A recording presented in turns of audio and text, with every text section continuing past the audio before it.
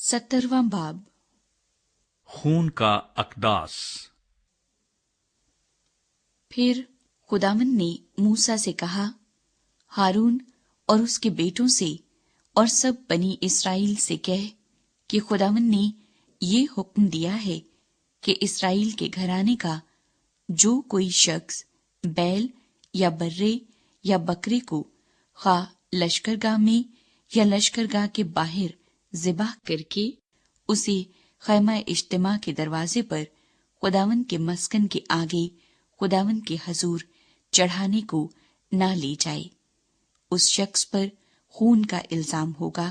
کہ اس نے خون کیا ہے، اور وہ شخص اپنے لوگوں میں سے کاٹ ڈالا جائے۔ اس سے مقصود یہ ہے کہ بنی اسرائیل اپنی قربانیاں جن کو وہ کھلے میدان میں ذبح کرتے ہیں انہیں خداوند کے حضور خیمہ اجتماع کے دروازے پر کاہن کے پاس لائیں اور ان کو خداوند کے حضور سلامتی کے ذبیحوں کے طور پر گزرانے، اور کاہن اس خون کو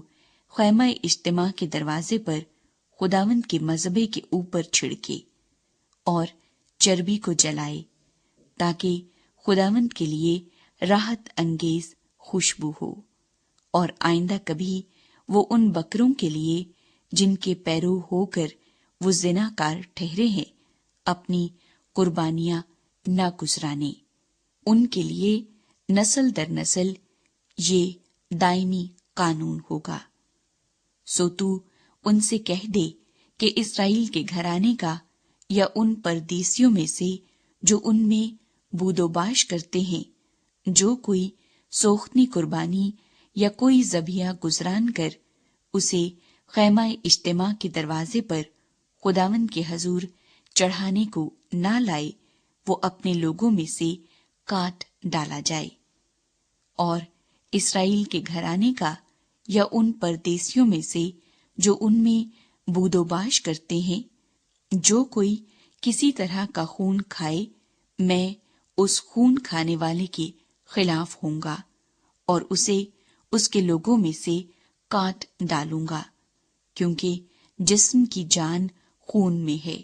اور میں نے مذبح پر تمہاری جانوں کے کفارے کے لیے اسے تم کو دیا ہے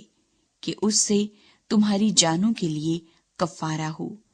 کیونکہ جان رکھنے ہی کے سبب سے خون کفارہ دیتا ہے۔ اسی لیے میں نے بنی اسرائیل سے کہا ہے کہ تم میں سے کوئی شخص خون کبھی نہ کھائے، اور نہ کوئی پردیسی جو تم میں بود و باش کرتا ہو کبھی خون کو کھائے۔ اور بنی اسرائیل میں سے یا ان پردیسیوں میں سے جو ان میں بود و باش کرتے ہیں جو کوئی شکار میں ایسے جانور یا پرندے کو پکڑے جس کو کھانا ٹھیک ہے، تو وہ اس کے خون کو نکال کر اسے مٹی سے ڈھانک دے، کیونکہ جسم کی جان جو ہے وہ اس کا خون ہے جو اس کی جان کے ساتھ ایک ہے۔ اسی لیے میں نے بنی اسرائیل کو حکم کیا ہے کہ تم کسی قسم کے جانور کا خون نہ کھانا، کیونکہ ہر جانور کی جان اس کا خون ہی ہے، جو کوئی اسے کھائے وہ کاٹ ڈالا جائے گا۔ اور جو شخص مردار کو یا درندے کے پھاڑے ہوئے جانور کو کھائے، وہ خواہ دیسی ہو یا پردیسی، اپنے کپڑے دھوئے اور پانی سے غسل کرے اور شام تک ناپاک رہے، تب وہ پاک ہوگا۔ لیکن اگر وہ ان کو نہ دھوئے اور نہ غسل کرے تو اس کا گناہ اسی کے سر لگے گا۔